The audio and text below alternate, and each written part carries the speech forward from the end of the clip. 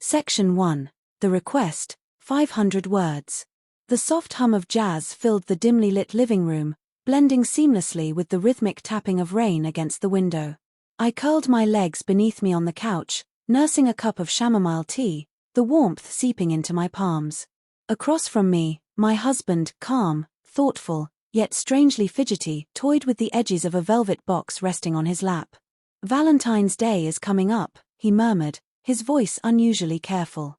I smiled, anticipating the familiar routine, a dinner reservation at our favorite bistro, a handwritten note tucked into a bouquet. Tradition. Comfort. But the hesitation in his posture unsettled me.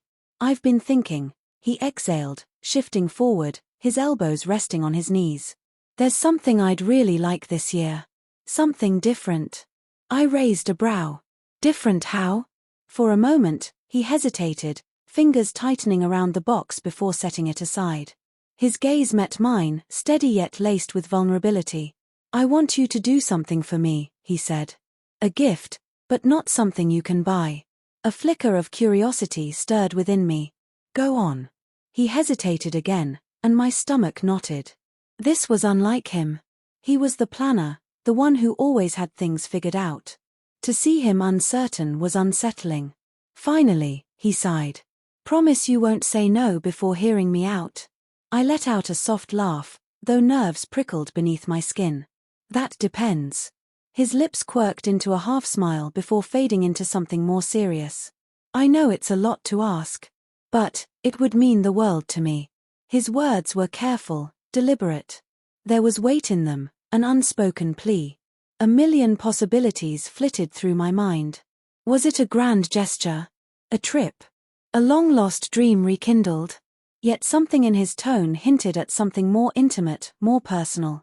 I swallowed, my fingers tightening around my mug. "All right," I said slowly. "Tell me." The rain outside intensified, a sudden gust of wind rattling the windows. The air between us felt charged, brimming with expectation. He took a deep breath, as if steadying himself for the reveal. And then he told me. My breath hitched. Silence stretched between us, thick with unspoken thoughts.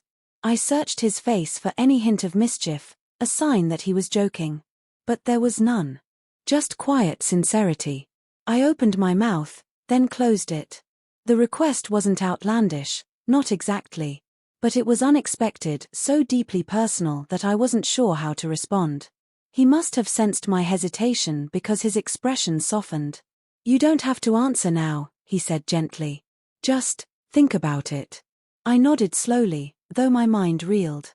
As he reached for my hand, his warmth grounding me, I realized one thing: whatever I decided, this Valentine's Day would be unlike any other. Section 2. The Preparation, 500 Words.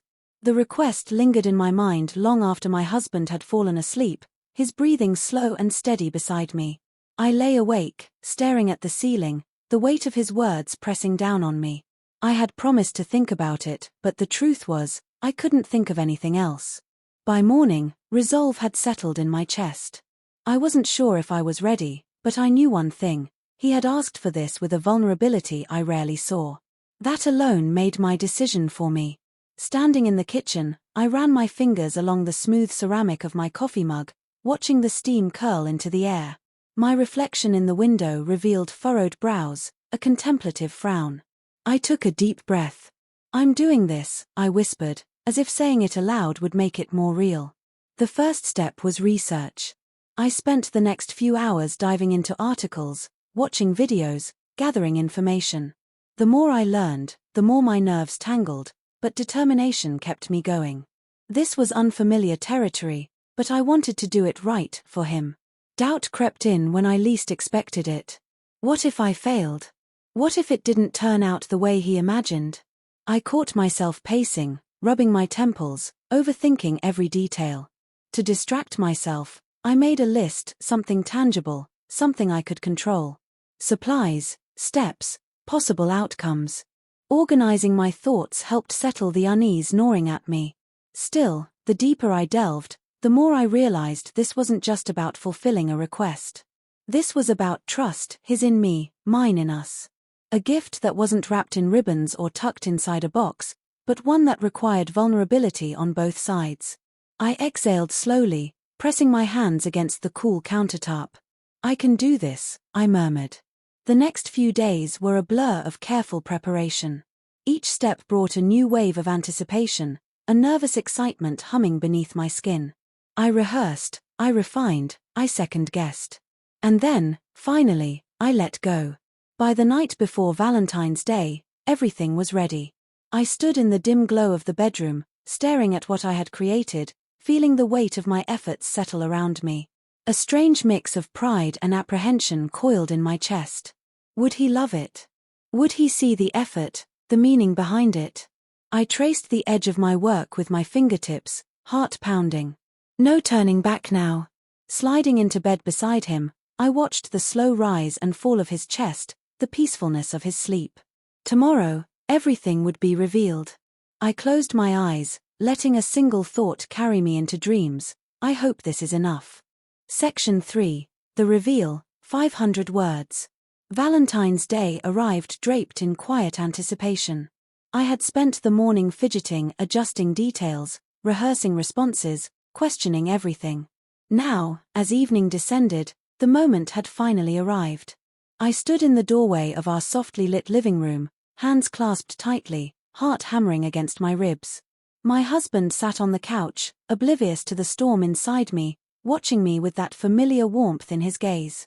He didn't know what to expect. I had been careful not to reveal too much. "Ready?" I asked, my voice steadier than I felt. He smiled, nodding. "More than ready." Taking a breath, I stepped forward and unveiled my gift. For a second, the room held its breath. His expression shifted, curiosity flickering into realization melting into something deeper. His eyes widened slightly, lips parting, but no words came. I searched his face, my own nerves tangling. "Is it what you wanted?" Silence stretched between us, thick with emotion. Then, slowly, he stood. "You did this, for me." His voice was hushed, reverent. I nodded, biting my lip. I wasn't sure if I could. But I wanted to. His gaze swept over my work again, his fingers tracing its edges as if trying to absorb every detail. Then, to my utter surprise, he laughed, a soft, breathless sound, tinged with disbelief. "I can't believe you actually did it." He looked at me then, and there it was, everything. The gratitude, the joy, the love. "This means more than I can put into words." Relief crashed over me in waves. My shoulders sagged, a breath I hadn't realized I was holding escaping my lips. "You're not just saying that," I teased, needing to hear it again. His hands found mine, warmth grounding me. "No," he said softly, shaking his head. "This is perfect." Emotion swelled in my throat. I had worried, agonized over every detail, but in this moment, all that mattered was the way he looked at me, as if I had given him the world. "I love you," he murmured, voice thick with feeling. A smile tugged at my lips, the weight of my efforts dissolving into something light, something beautiful. "I love you too," I whispered. We stood there for a long time, wrapped in the quiet intimacy of a gift that needed no wrapping, no ribbons, just understanding, trust, and love. And as he pulled me into his arms, holding me as if I were the greatest gift of all, I knew this Valentine's Day was unlike any other. It was ours. Section 4. The Aftermath, 500 Words. The morning after felt different. Lighter. As if something unspoken between us had finally settled into place. Sunlight streamed through the bedroom curtains, casting golden streaks across the sheets. I blinked against the warmth, stretching lazily before turning onto my side. He was already awake, watching me. "Morning," he murmured, a softness in his voice that made my heart stutter. "Morning," I echoed, smiling. For a moment, we simply existed in the quiet. The weight of last night still lingered, not heavy, but profound, like the last note of a song hanging in the air before fading into silence. "You're staring," I teased, running a hand through my tousled hair. He grinned, unabashed. "Can't help it. I still can't believe you did that for me." I rolled onto my back, exhaling. It was nerve-wracking, you know. I kept second-guessing everything. He shifted closer, propping himself up on one elbow. But you did it anyway. I turned to face him, eyes searching his. Was it really what you wanted? His expression softened, and he reached for my hand, tracing slow circles along my palm. More than I ever expected. Something inside me eased, the last tendrils of doubt dissolving. We spent the morning wrapped in this newfound closeness, small touches, knowing glances, laughter woven between sips of coffee. Every moment felt amplified, as if the experience had reshaped the way we fit together. At some point, he disappeared into the other room and returned with something hidden behind his back. I have something for you too, he said, eyes twinkling. I sat up, brow furrowed. I thought the deal was just me giving you a gift this year. He smirked. I made my own rules. Before I could protest, he revealed a small, neatly wrapped package and placed it in my hands. Curious, I peeled away the paper, revealing a simple notebook bound in deep burgundy leather. My fingers brushed over the embossed gold lettering on the cover, "For all the stories we haven't told yet." I swallowed hard, emotion catching in my throat. I thought, he said quietly, that after what you did for me, you should have a place for yourself too. For your words, your thoughts, whatever you want. I ran my fingers along the pages, each one crisp and empty, waiting to be filled. Tears pricked at my eyes, but I laughed, shaking my head. You always know exactly what I need before I do. He shrugged, pulling me into his arms. That's kind of my job, isn't it? I nestled against him, the weight of the notebook in my hands, the warmth of him against me. This Valentine's Day had been different, not about flowers or chocolates, but about understanding, about giving in ways that truly mattered. And somehow, that made it the best one yet.